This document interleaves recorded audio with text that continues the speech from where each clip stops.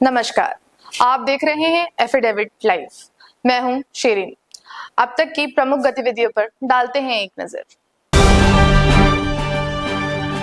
मुख्यमंत्री ने आज गीडा सेक्टर 27 में पेप्सिको निर्मित वरुण बेवरेजेस का किया लोकार्पण। गोरखनाथ थाना क्षेत्र में स्थित मेवालाल गुप्त गुरुकुल विद्यालय में आज हुआ 4 कक्षाओं और बहुउद्देशीय सभागार का मुख्यमंत्री ने किया लोकार्पण। मातृ शिशु कल्याण महिला अधिवेशन संघ के 2 वर्षीय अधिवेशन में आज चुनाव हुआ संपन्न। और पूर्वी उत्तर प्रदेश में राप्ती सहित विभिन्न नदियों के जलस्तर में वृद्धि जारी। अब गतिविधियां विस्तार से। गीडा के सेक्टर 27 में आज मुख्यमंत्री ने वरुण बेवरेजेस पेप्सिको इकाई का लोकार्पण किया। 1170 करोड़ की लागत से निर्मित पेप्सिको की इकाई में लगभग 1500 लोगों को रोजगार मिलने की संभावना है। उन्होंने गीडा के क्षेत्र में पिछले 3-4 वर्षों में हुए निवेश की बाबत में कहा कि लगभग 1200 करोड़ रुपए का निवेश हुआ है। उन्होंने कहा कि अभी 40 लाख करोड़ के निवेश प्रस्तावों में 10 लाख करोड़ रुपए का शिलान्यास और इतने ही रुपए पाइपलाइन में हैं। मुख्यमंत्री ने कहा कि शानदार निवेश बेहतरीन माहौल में ही आता है।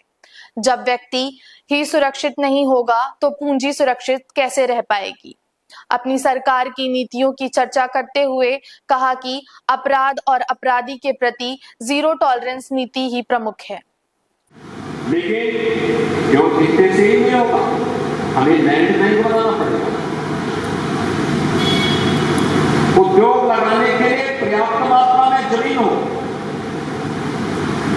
वहां पे बेहतरीन इंफ्रास्ट्रक्चर हो, ईज ऑफ डूइंग बिजनेस बेहतरीन हो। ऐसा नहीं कि एक कार्यालय में कोई फाइल गई तो पता लगा महीनों महीनों वहां तक गई, ऐसा नहीं है। अब तो हम लोगों ने डिजिटल प्लेटफॉर्म तैयार किए हैं। अगर कोई व्यक्ति निवेश करना चाहता है तो उस निवेश के लिए सिंगल विंडो प्लेटफॉर्म निवेश मित्र में उसने आवेदन किया, 450 से अधिक एनओसी उसको एक ही प्लेटफॉर्म में एक साथ उपलब्ध हो जाते हैं, एक समय सीमा के अंदर उपलब्ध हो जाते हैं। और बहुत सारे एनओसी तो ऐसे हैं कि अगर उस समय सीमा के अंदर नहीं हुआ तो मान लिया जाता कि ये हो गया, और अगर वह गलत हो गया तो जिसको देना था उसकी जवाबदेही तय होती है, जवाबदेही जिसने ले लिया उसकी नहीं तय होती है। वरुण बेवरेजेस के लोकार्पण अवसर पर अनेक गणमान्य नागरिकों सहित प्रदेश के औद्योगिक विकास मंत्री नंद गोपाल गुप्ता नंदी उपस्थित रहे। एक और महत्वपूर्ण निवेश की परियोजना धरातल पर साकार हो रही है, जो रिकॉर्ड समय में 11 महीने में बनकर के तैयार हुई है। मैं इस अवसर पर आप सभी को हार्दिक बधाई देता हूं और आप सभी की ओर से इस सौगात के लिए माननीय मुख्यमंत्री जी का कोटि-कोटि आभार व्यक्त करता हूं, अभिनंदन करता हूं। इस अवसर पर वरुण बेवरेजेस के चेयरमैन रविकांत जयपुरिया ने अपने उद्बोधन में कहा, गोरखपुर की जनता की आर्थिक प्रगति एवं उन्नति में महत्वपूर्ण भूमिका निभाने की कोशिश करेंगे। हम गोरखपुर के किसानों के से दूध खरीदकर उन्हें आत्मनिर्भर बनाने की कोशिश करेंगे। इसमें हमारा अनुमान है कि लगभग 10,000 से भी अधिक किसान परिवार इस योजना में शामिल हो सकते हैं, जिनसे देसी घी, फ्लेवर्ड मिल्क, मिल्क पाउडर, चीज और मक्खन का उत्पादन किया जाएगा। इसके अलावा हमारा हर उत्पादन किफायती दामों पर उपलब्ध होगा। माननीय मुख्यमंत्री जी, हमने प्रयागराज में भी वरुण बेवरेजेस का मैन्युफैक्चरिंग प्लांट लगाने का काम शुरू कर दिया है, जिसका उद्घाटन भी 2025 के शुरुआत में आप ही के कर्तव्यों से द्वारा किया जाएगा। मुख्यमंत्री योगी आदित्यनाथ ने गोरखनाथ स्थित मेवालाल गुप्त गुरुकुल विद्यालय में नवनिर्मित 4 कक्षाओं और बहुउद्देशीय सभागार का लोकार्पण किया। इस अवसर पर उन्होंने अपने संबोधन में कहा कि सरकार हर बच्चे को उत्तम शिक्षा और हर नागरिक को बेहतर सुविधा मुहैया कराने के लिए प्रतिबद्ध है। उन्होंने राष्ट्रीय शिक्षा नीति की चर्चा करते हुए कहा कि प्रत्येक छात्र के सर्वांगीण विकास से यह नीति जुड़ी हुई है।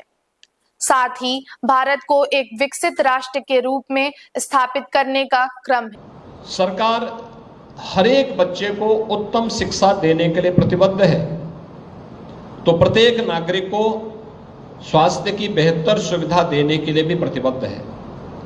और यही कारण है कि प्रधानमंत्री मोदी जी ने 2020 में, जब पूरी दुनिया इस सदी की सबसे बड़ी महामारी कोरोना की चपेट में थी, तब भारत न केवल कोरोना प्रबंधन के लिए बेहतरीन प्रयास कर रहा था, बल्कि आने वाली पीढ़ी को तैयार करने के लिए एक नई राष्ट्रीय शिक्षा नीति को भी देश के अंदर लागू कर रही थी। ये राष्ट्रीय शिक्षा नीति जो प्रत्येक छात्र के सर्वांगीण विकास से जुड़ी हुई है, ये केवल एक औपचारिकता नहीं है, बल्कि ये सर्वांगीण विकास को आगे बढ़ाने के साथ ही भारत को एक विकसित भारत के रूप में स्थापित करने के अभियान का क्रम है।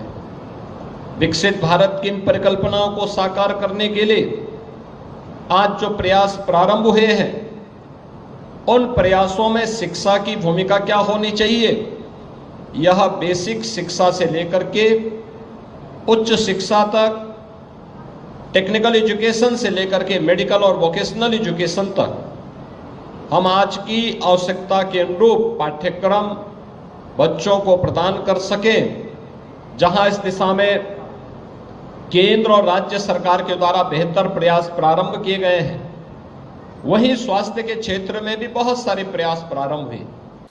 मातृ शिशु कल्याण महिला कर्मचारी संघ के द्विवर्षीय अधिवेशन में आज चुनाव की प्रक्रिया संपन्न हुई। अधिवेशन के दौरान प्रतिभागी सदस्यों ने अपने विचार व्यक्त किए। ये बहुत ही सोचने वाली समस्या है, जिसके लिए हम लोग को सोचना चाहिए, ना सिर्फ सोचना चाहिए बल्कि इसको अपने प्रभारी के समक्ष इसको रखना चाहिए कि हमारे काम का जो डिस्ट्रीब्यूशन है वो CHOs में, ANMs में। अधिवेशन में वार्षिक चुनाव सरिता यादव की अध्यक्षता में संपन्न हुआ। पुरानी पेंशन बहाली के विषय में अपने विचार व्यक्त करते हुए जिला अध्यक्ष दुर्ग विजय ने बताया कि यह मुद्दा अत्यंत महत्वपूर्ण है। इस जनपद के सभी ब्लॉकों से सभी कर्मचारी यहाँ पर प्रेरणा सभागार जिला चिकित्सालय में उपस्थित हैं, जहाँ पर निर्वाचन प्रक्रिया शुरू हुई है, जिसमें निर्विरोध निर्वाचन के रूप में सभी पदाधिकारी सामने आए हुए हैं। मैं समस्त पदाधिकारियों को मैं बहुत बहुत बधाई देता हूं। और जो भी समस्याएं हैं, जो आज के समय में पुरानी पेंशन व्यवस्था बहाली, जो सबसे इस हिंदुस्तान का प्रमुख मुद्दा बन गया है आज के समय में, पुरानी पेंशन बहाली व्यवस्था बहाली जो बुढ़ापे का एक सहारा है, और सोर्सिंग संविदा जो भी कर्मचारी हैं उनको विनियमितीकरण के लिए हमारे प्रांतीय नेतृत्व के द्वारा, हिंदुस्तान के सभी संगठनों के द्वारा ये जो कैंसर रूपी और सोर्सिंग संविदा ठेकेदारी प्रथा को समाप्त करने के लिए हम सारे संगठन लड़ रहे हैं। और सरकार से, भारत सरकार से और उत्तर प्रदेश सरकार से आग्रह और निवेदन भी कर रहे हैं आपके माध्यम से कि इस कैंसर रूपी आउटसोर्सिंग संविदा को, व्यवस्था को खत्म कर दिया जाए, और जितनी भी नियुक्तियां आउटसोर्सिंग संविदा ठेका प्रथा से हुई हैं इनको विनियमित कर दिया जाए। और पुरानी पेंशन, जैसा कि आपके माध्यम से तमाम कुछ न कुछ सभी जगहों पर कार्यक्रम चल रहे हैं। अभी 2 अक्टूबर को हमारे प्रांतीय नेतृत्व के विशेष के आह्वान पर 2 अक्टूबर को एक कार्यक्रम है, चूँकि गांधी मूर्ति पर हम लोग माल्यार्पण करके, चूँकि माननीय गांधी जी के जयंती पर हम लोग माल्यार्पण करेंगे और सत्याग्रह करके हम सभी लोग माननीय श्रीमान जिलाधिकारी महोदय के माध्यम से माननीय प्रधानमंत्री जी को और माननीय मुख्यमंत्री जी को ज्ञापन भी देंगे कि पूर्वी उत्तर प्रदेश में नदियों के जलस्तर में वृद्धि के समाचार प्राप्त हुए हैं। देखते रहिए एफिडेविट लाइव। धन्यवाद।